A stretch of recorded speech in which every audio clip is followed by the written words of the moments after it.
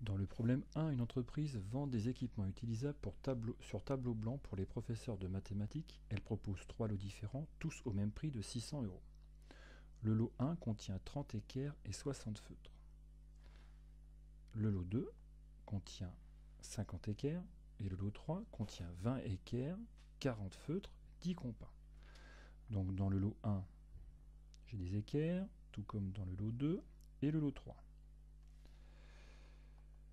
Dans le lot 1, j'ai des feutres, je n'en ai pas dans le lot 2 et j'en ai aussi dans le lot 3. Et enfin, les compas ne sont ni dans le lot 1 ni dans le lot 2, mais seulement dans le lot 3. Et donc il faut calculer le prix d'une équerre, d'un compas, d'un feutre.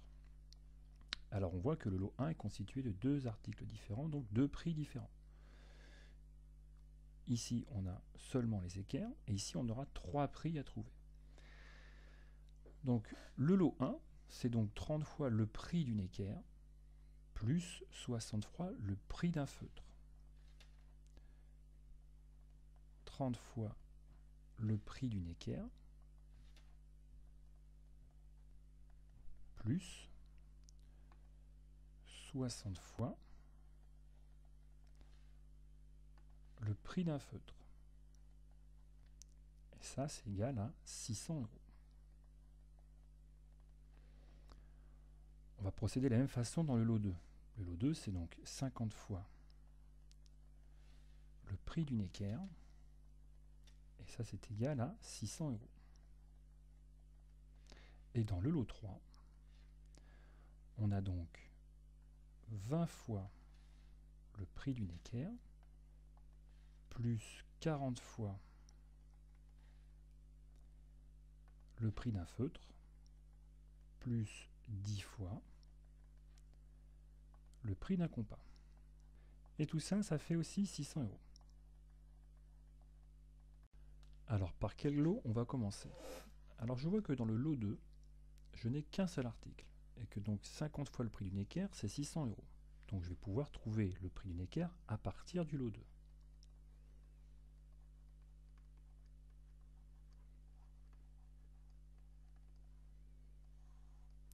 Je vais donc pouvoir écrire que 50 fois le prix d'une équerre, que je vais appeler E, pour équerre, égale 600 €.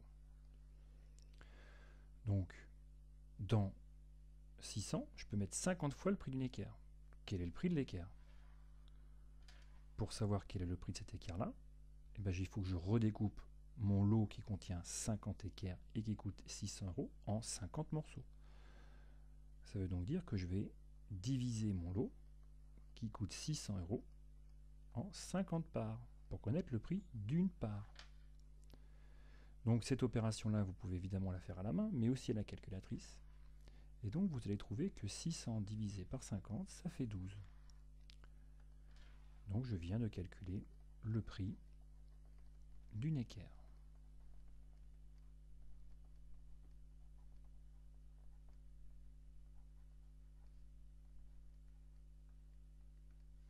Le prix d'une équerre est 12 €.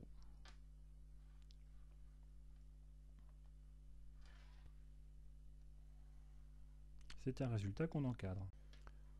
Maintenant que je connais le prix d'une équerre, je vais chercher dans quel lot je vais pouvoir déterminer le prix d'un feutre. Dans le lot 1, je connais donc le prix d'une équerre, mais je ne connais pas le prix d'un feutre. Dans le lot 3, je connais le prix d'une équerre, je ne connais pas le prix d'un feutre, et je ne connais pas le prix d'un compas. Donc dans le lot 3, j'ai encore 2 prix qui ne sont inconnus. Alors que dans le lot 1, il ne reste qu'un seul prix inconnu. Donc ça reviendrait à faire ce qu'on a fait dans le lot 2. Ici, j'avais un seul prix inconnu, on a trouvé la solution. Ici, je n'ai plus qu'un seul prix inconnu, je vais pouvoir trouver la solution. Et donc, je vais écrire qu'à partir du lot 1, je vais pouvoir écrire que 30 fois 12, qui est le prix d'une équerre, plus 60 fois, alors je vais écrire F pour le prix d'un feutre, je trouve 600. Alors je peux calculer ce que représentent mes équerres à l'intérieur de ce lot. 30 x 12, ça fait 360. Alors vous pouvez poser l'opération ou la faire à la calculatrice. Donc les 360 € plus 60 fois le prix d'un feutre me donne 600. Alors maintenant, il faut trouver le prix d'un feutre. Alors on va déjà regarder ce que représente cette égalité. Moi, j'ai 600, hop là, j'ai 600 €. 0 €, 600 €. Dans ces 600 € qui sont donc le lot 1, je sais que j'ai à peu près ça. Donc 360, c'est un peu plus que la moitié de 600. La moitié de 600, c'est 300. Donc je vais mettre à peu près par ici. Je fais une représentation, c'est un schéma, c'est pas tout à fait juste. Mais ça me donne une idée de ce qui se passe. Donc là, j'ai 360 €. Donc il me reste à connaître cette partie-là du lot. Grâce à cette représentation, on comprend ce qu'il faut calculer. 600 €, c'est mon grand rectangle. Ici, la partie assurée, c'est 360. Il faut donc que je calcule cette partie-là. Donc tu auras compris qu'il faut faire une soustraction. À 600 €, je vais soustraire mes 360 €. 600 € moins 360, ça fait 240 €. Les 240 €, ce sont les prix des feutres. 60 feutres, 60 fois le prix d'un feutre, c'est égal à 240. Je me retrouve dans la même situation que celle-ci. Donc pour déterminer le prix d'un feutre, eh bien je vais partager mes 240 € en 60 par égal. Et 240 divisé par 60, ça fait le prix d'une équerre. Pardon, le prix d'un feutre. Je me suis trompé. Le prix d'un feutre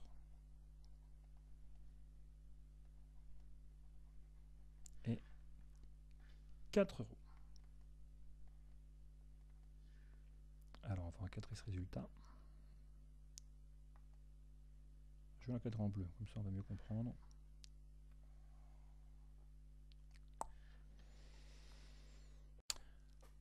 Alors je connais le prix d'une équerre, je connais le prix d'un feutre. Maintenant il me reste à calculer le prix d'un compas. Donc dans le lot 3, j'ai le prix d'une équerre, le prix d'un feutre, le prix d'un compas. Donc c'est le lot 3 que je vais utiliser.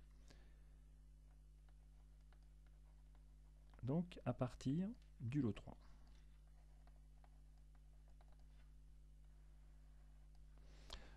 Je vais pouvoir écrire que donc 20 fois le prix d'une équerre. Le prix d'une équerre ici c'est 12. Plus 40 fois le prix d'un feutre. Le prix d'un feutre c'est 4. Plus 10 fois le prix d'un compas, je vais l'appeler C pour le prix d'un compas, égale 600.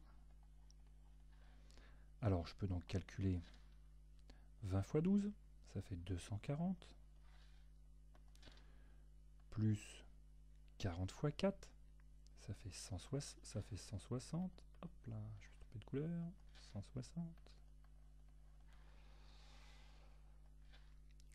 plus 10 fois le prix d'un compas, ça fait 600.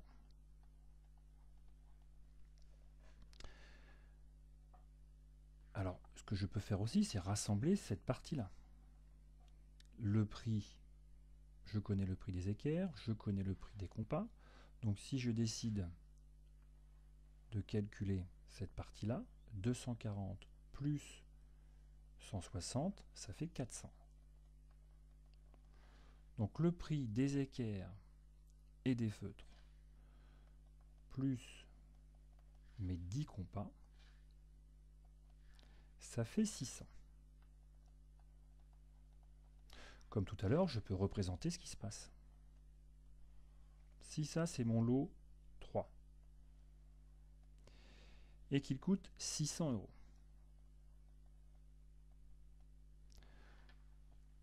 je sais qu'à l'intérieur de ce lot, j'ai des équerres et des feutres qui coûtent 400 €. Alors 400 €, c'est à peu près par ici. 400 €. Donc moi, ce que je cherche, c'est cette partie-là. À nouveau, on voit que j'ai 600. Une partie des 600 qui sont là, c'est 400 €. Quelle est la valeur de cette partie? Donc vous voyez qu'il faut faire une soustraction. Je vais soustraire à 600 les 400 €. Donc je retranche 400 à 600 et je trouve 200. Donc mes 10 compas,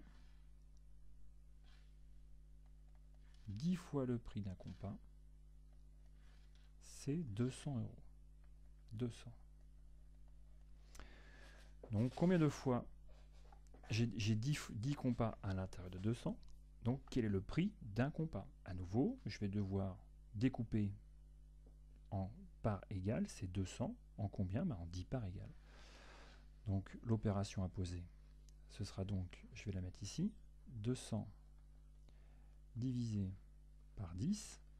Quelle est la valeur d'une part à l'intérieur des 200? C'est donc 20. Et je peux écrire que le prix d'un compas est 20 €.